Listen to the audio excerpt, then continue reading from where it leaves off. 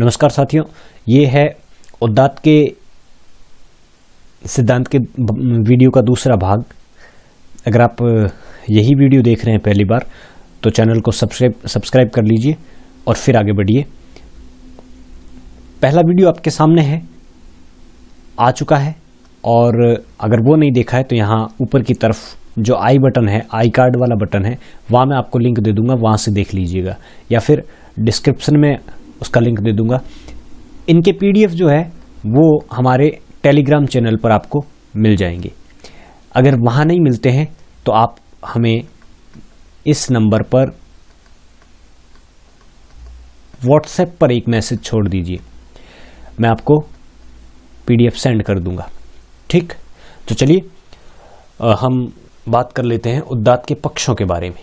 उदात्त के कौन कौन से पक्ष है? देखिए, लॉन्जाइनस ने उदात्त के 3 पक्ष स्वीकार किए हैं और इन 3 पक्षों के अंदर ही उदात्त के 5 स्रोत आ जाते हैं।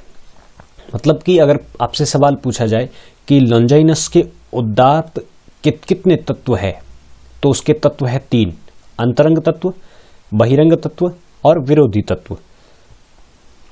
और आपसे सवाल पूछ ले कि लॉन्जाइनस के द्वारा जो उदात्त का तत्व दिया गया, उदात्त का सिद्धांत दिया गया, उस सिद्धांत के स्रोत कितने बताए हैं? तो स्रोत कितने हैं?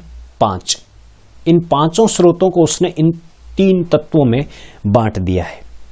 ठीक, 2 तत्व रखे उसने, 2 स्रोत रखे उसने अंतरंग तत्व में, 3 स्रोत रखे उसने बहिरंग तत्व में, और विरोधी तत्व में एक स्वतंत्र ही पक्ष रखा है जो कि उदात्त के बाधक तत्व है।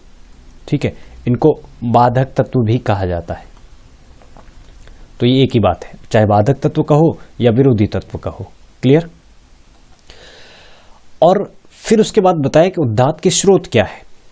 मतलब ये कि उदात्त कैसे बनता है, या विचार जो है वो इतना महान कैसे बनता है कि वो उदात्त की श्रेणी में रखा जाए। तो उदात्त के 3 तत्व बताए थे, 3 पक्ष बताए थे। इन 3 तत्वों में से ये जो पहले 2 स्रोत है ये तो रखे जाते हैं पहले तत्व में, यानी कि अंतरंग तत्व में रखे जाते हैं। और ये कैसे होते हैं? ये जन्मजात होते हैं, या ऐसे भी कह सकते हैं कि ये प्रतिभा के परिणाम होते हैं।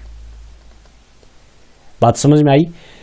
उदात्त के जो स्रोत है 5, उनमें से 2, यानी कि एक महान विचार और दूसरा प्रबल भावावेग, ये दोनों जो स्रोत है ये स्रोत अंतरंग तत्व के अंतर्गत रखे जाते हैं। और अंतरंग तत्व जो होता है वो जन्मजात होता है, और जिसको हम प्रतिभा भी कह सकते हैं। मतलब प्रतिभा कैसी होती है? जन्मजात होती है, और ये जन्मजात है मतलब व्यक्ति के अंदर पहले से मौजूद है, अंतरंग चीज है, ये उसके अंदर पहले से स्थापित चीज है। तो लॉन्जाइनस मानते हैं कि एक महान विचार व्यक्ति के अंदर जन्म से होता है। ठीक है, और इस महान विचार में कौन कौन सी चीजें आती हैं? देखिए, कोई भी रचना है ना, लॉन्जाइनस ये मानते हैं कि वो महान विचारों का परिणाम होती है, लेकिन वो रचना महान होने के पीछे कुछ और चीजें काम करती है। महान विचार तो है ही, दूसरा महान शैली भी होनी चाहिए। बात कहने का ढंग भी इतना अच्छा होना चाहिए कि वो औरों से कहीं ज्यादा अच्छा हो, क्योंकि बात करने का ढंग ही तो वो समझाना चाहते हैं पेरिप्सुस में। इसलिए महान विचार को महान शब्दों के द्वारा, अच्छी शब्दावली के द्वारा वो प्रस्तुत करने के पक्षधर है। महान शब्दों का मतलब आप ये मत समझ लीजिए कि बड़े भारी भरकम शब्द इस्तेमाल किए जाए, नहीं, ऐसे शब्द इस्तेमाल करें लेखक जो कि साधारण व्यक्ति समझ सके, लेकिन उसके भाव इतने ज्यादा सरल होने चाहिए कि वो स्वतः ही उस तथ्य को समझा दे। और जब विचार महान होंगे उसके, तो ऑटोमेटिकली वो भावावेग की स्थिति में होगा। मतलब कि उसके अंदर भाव प्रबल होने चाहिए, प्रबल आभ्यंतर भाव होने चाहिए। अब इसको ऐसे समझ सकते हैं कि एक विचार को उतने ही गहन भावों के साथ प्रस्तुत करना चाहिए। विचार महान है तो उस महान विचार को महान भावों के सापेक्ष प्रस्तुत करना चाहिए, भाव भी उसके महान होने चाहिए। ये दोनों चीजें वो कैसी स्वीकार करता है? वो कहते हैं कि ये अंतरंग तत्व है जो व्यक्ति में जन्मजात होते हैं, प्रतिभा के रूप में होते हैं। ठीक। और उसके बाद ये जो तीनों स्रोत है, ये वो कहते हैं लॉन्जाइनस कि ये बहिरंग तत्व है। बहिरंग मतलब इन रंगों को वो बाहर से ग्रहण करता है। इन तीनों स्रोतों का जो उत्सर्ग उसको प्राप्त होता है वो बाह्य है। जैसे अलंकार और छंद वो बाद में सीख सकता है, प्रतिभा उसके अंदर होनी चाहिए। अलंकार और छंदों को अभ्यास के द्वारा कर सकता है, भव्य शब्दों को वो अभ्यास से सीख सकता है और परंपरा के श्रेष्ठतम कवियों से सीख सकता है। वो शिल्प विधान यानी कि कोई रचना की जा रही है, वो रचना की प्रक्रिया वगैरह सब, उस रचना में पदों को कैसे रखा जाए, शब्दों को किस तरीके से प्रस्तुत किया जाए, पैराग्राफ कैसे होने चाहिए, एक पैराग्राफ में कितनी बात होनी चाहिए, ये शिल्प विधान जो है वो बाद में सीख सकता है। प्रतिभा से अलग चीज है ये, मतलब कि ये ट्रेनिंग के द्वारा हो सकती है। भव्य शब्द और शिल्प विधान वो किसी व्यक्ति से सीख सकता है बाद में, मतलब कि बहिरंग तत्व है। और पांचवा है इन सब की गरिमापूर्ण प्रस्तुति। एक महान विचार जब प्रबल भावावेग में होगा तो एक कवि क्या करेगा, अच्छे से अच्छे और उपयुक्त अलंकार और छंदों का प्रयोग करता हुआ, जितने जरूरी है सिर्फ उतने ही अलंकार और छंदों का प्रयोग करता हुआ, भव्य शब्द और अपने कथन को अच्छा बनाता हुआ, महान कथन के साथ, महान शैली के साथ जब वो एक गरिमापूर्ण प्रस्तुति करता है तो ये कविता अपने आप में, या ये रचना अपने आप में उदात्त के गुणों से युक्त रचना होगी। क्लियर? शायद बात समझ में आई होगी। भावावेग जो है या प्रबल भाव जो है, इसको उसने दो भागों में बांट दिया है। ये दो भाग कौन से हैं? एक है भव्य आवेग, मतलब कि ऐसे भाव जो भव्य हो, जो विराट हो, विराट भाव, बड़े भाव। और दूसरा भावावेग का इसने रूप दिया है वो है निम्न आवेग।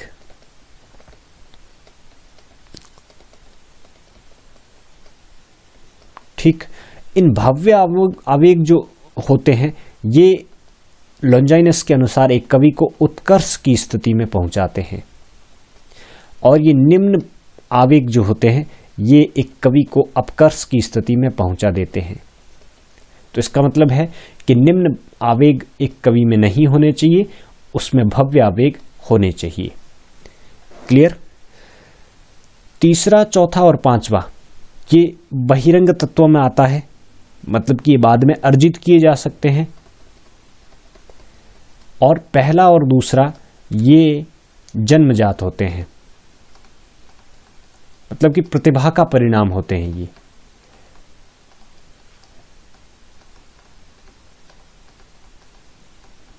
क्लियर? बात समझ में आई होगी आपको। ये 5 स्रोत थे जहां से उदात्त का जन्म होता है। व्यक्ति में महान विचार होने चाहिए, प्रबल भावावेग होना चाहिए, उसमें उसे अलंकार और छंदों की अच्छी जानकारी होनी चाहिए, और अलंकार और छंदों का प्रयोग समुचित करे, वो बहुत ज्यादा अलंकार ठूस न दे वो, और छंद ऐसा प्रयोग करे जो कि सर्वसाधारण को विदित हो।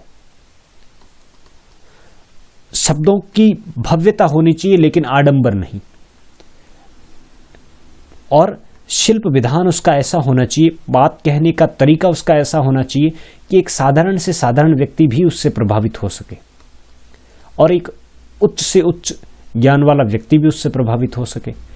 इन सब की एक गरिमापूर्ण प्रस्तुति होनी चाहिए, मतलब कि उच्चतम गुणवत्ता युक्त प्रस्तुति उसकी होनी चाहिए। जब ऐसा करेगा वो, तो वो रचना उदात्त गुणों से युक्त होगी। ठीक। अब जो तीसरा उसने तत्व या पक्ष बताया है उदात्त का, उसमें उसने विरोधी तत्वों की बात की है। और इसमें क्या क्या होते हैं? इसमें 3 ऐसी चीजें हैं जो उद्दात को बाधक करती है, उद्दात के लिए बाधा का काम करती है। उसमें सबसे पहली चीज शब्द आडंबर है।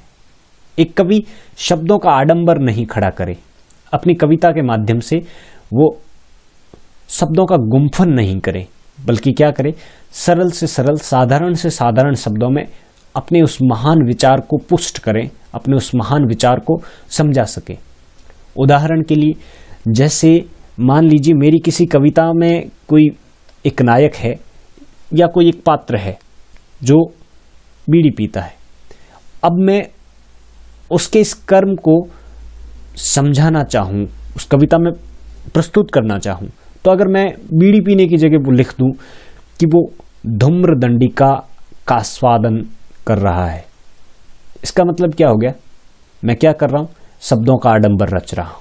मैं ये बताना चाह रहा हूं कि मैं एक ज्ञानी व्यक्ति हूं, मेरे पास शब्दों का इतना बड़ा खजाना है।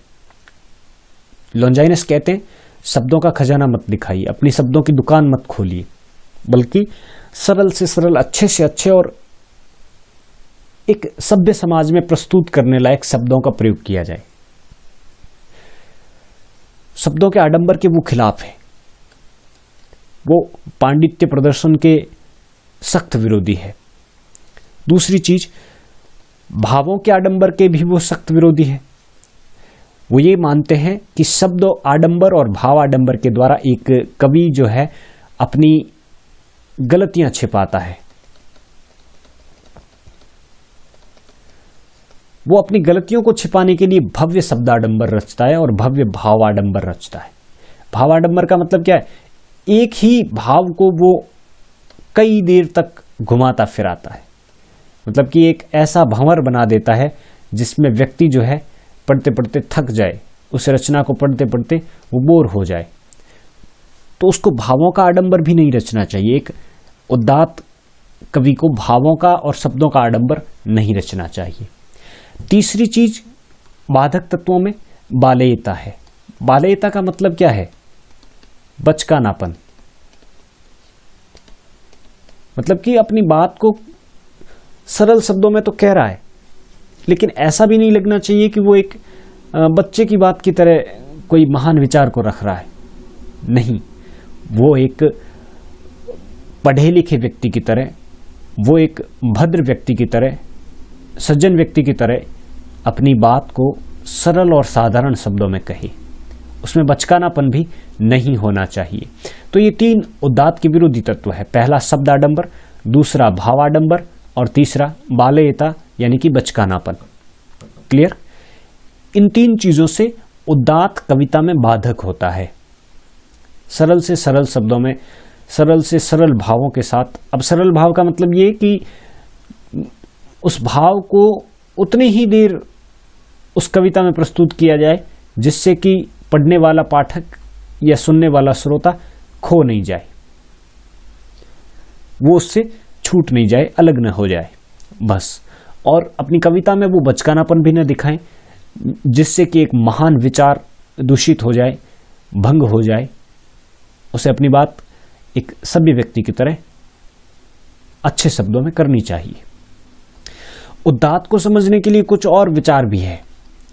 जैसे कहीं कहीं पर आप कंफ्यूज हुए होंगे कि भाई लॉन्जाइनस तो है स्वच्छंदतावादी, लेकिन वो ये बात क्यों कहते हैं कि परंपरा को अपनाना चाहिए या परंपरा के कवियों को पढ़ना चाहिए? इसका मतलब ये है कि लॉन्जाइनस अभ्यास को प्रमुखता देते हैं। वो ये कहते हैं कि एक कवि के लिए प्रतिभा जितनी महत्वपूर्ण है, अभ्यास भी उतना ही महत्वपूर्ण है। तो लॉन्जाइनस भावबद्ध शास्त्रीयता को स्वीकार नहीं करते। वो ये नहीं कहते कि जो परंपरा के महान कवि हैं उन्हीं को आप फॉलो करो, उन्हीं की हर बात को मानते हुए अपनी कविता लिखो। नहीं, वो कहते हैं कुछ चीजें ग्रहण करने की है, कुछ चीजें छोड़ देने की है। तो जो चीजें आपको अच्छी लगे उन्हें ग्रहण कीजिए, और जो चीजें बुरी लगे, चाहे वो कितना ही महान कवि क्यों न हो, जो चीजें समाज सापेक्ष नहीं है, उनको वहीं त्याग देना चाहिए, छोड़ देना चाहिए। मतलब कि वो भावबद्ध शास्त्रीयता को स्वीकार नहीं करते, बल्कि वो प्रतिभा को प्रमुख मानते हैं। अतः या इसीलिए वो हर तरह के रूढ़िवादी बंधनों को तोड़कर स्वतःस्फूर्त ढंग से स्वयं को अभिव्यक्त करते हैं। मतलब कि जो कुछ भी उनके अंदर मौजूद है,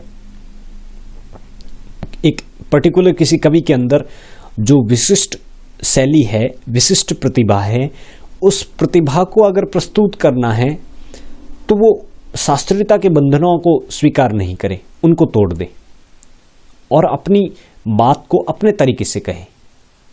ऐसा जरूरी नहीं कि कोई महान व्यक्ति ने, किसी महान कवि ने कोई रचना की है, आप उसी ढंग की रचना करेंगे तो आपकी रचना भी महान होगी, ऐसा कतई आवश्यक नहीं है। मतलब ये कि कविता में वो स्वच्छंदता के पक्षधर हैं, इसीलिए तो उन्हें स्टॉक ने क्या बोला है, रोमांटिक आलोचना के प्रथम पुरुष कहा है।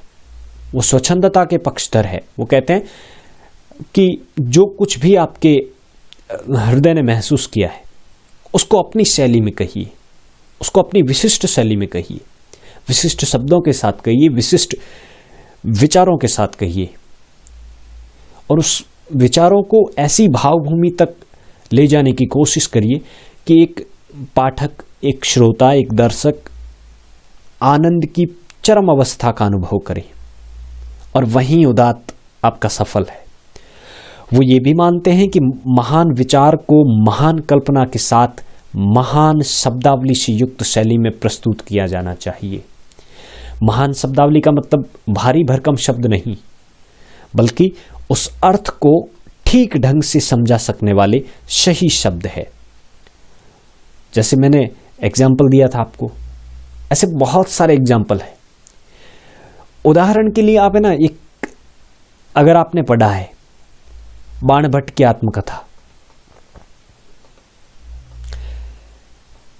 हजारी प्रसाद द्विवेदी का जो उपन्यास है बाणभट्ट की आत्मकथा, उसको पढ़िए एक बार, उसकी भाषा देखिए। आप उसके 5 पेज पढ़ेंगे नहीं कि आपका सिर चकराने लग जाएगा, क्योंकि उसमें कवि ने पांडित्य प्रदर्शन करने के लिए ऐसे शब्दों का इस्तेमाल किया है, पैराग्राफ को इतना अधिक क्लिष्ट बनाया है, इतना अधिक दुरूह बनाया है कि बस 5 पेज पढ़ने के बाद आपका एक बार की मन उचट जाएगा। फिर दूसरी बार आप उसको हाथ लगाएंगे। क्यों? क्योंकि आपको पढ़नी है बाणभट्ट की आत्मकथा कि बाण कौन था, क्या किया था उसने। तो आप उस व्यक्ति के विचार के साथ तो जा रहे हैं, लेकिन उस विचार में बाधक का काम कौन कर रहा है? शब्दाडंबर। तो महान शब्द वो नहीं होते हैं कि जिनके अर्थ लोग कम जानते हैं। महान शब्द वो होते हैं जो किसी अर्थ को साबित करते हैं और जो ज्यादातर लोग जानते हैं उस शब्द के अर्थ को। वो केवल रूप विधान पर ही नहीं रुकते हैं, वो सिर्फ यही नहीं करते कि छंद अच्छे होने चाहिए, शब्द अच्छे होने चाहिए, ये होना चाहिए, वो होना चाहिए, नहीं, बल्कि वो कविता को स्वच्छंदता की तरफ भी ले जाना चाहते हैं। वो ये भी चाहते हैं उदात्त के द्वारा कि उदात्त का मतलब सृष्टि को अपने अंदर समा जाओ, और जब ऐसा कर लेंगे तो पूरी सृष्टि से आपको प्रेम होगा। जब आप चींटी के मरण की कविता भी पढ़ेंगे या वो वृतांत भी आप अपनी आंखों देखेंगे, तब आपको उतना ही दर्द होगा जितना कि किसी अपने व्यक्ति के जाने पर होता है। यही उदात्त की भावना है, यही उदात्त का विचार है। बात समझ में आई? तो दोस्तों, अगर ईमानदारी से आपको वीडियो अच्छा लगा तो प्लीज इसको कम से कम एक व्यक्ति को शेयर जरूर करें। ज्यादा करेंगे तो आपकी उदात्त की भावना है, आपके अंदर भी उदात्त के गुण हैं, लेकिन कम से कम एक व्यक्ति को तो जरूर शेयर करें। हिंदी साहित्य की परीक्षाओं के वीडियो सिलेबस के अनुसार आपको इस चैनल पे मिलते रहेंगे। इन सभी वीडियो की PDF भी आपको मिल जाएगी हमारे टेलीग्राम चैनल पर। अगर हमारे टेलीग्राम चैनल से आप नहीं जुड़े हैं तो इसका लिंक आपको डिस्क्रिप्शन में मिल जाएगा नीचे। और अभी हमारे इस चैनल पे स्कूल लेक्चरर एग्ज़ाम जो RPSC करवा रही है उसकी ही सीरीज चल रही है। ख़ास तौर से। तो ज्वाइन करें, आप इसका लाभ लें, अपने दोस्तों तक वीडियो ज़रूर पहुंचाएं और कमेंट बॉक्स में कमेंट करें, लाइक ज़रूर करें। इससे मेरी वीडियो बनाने की जो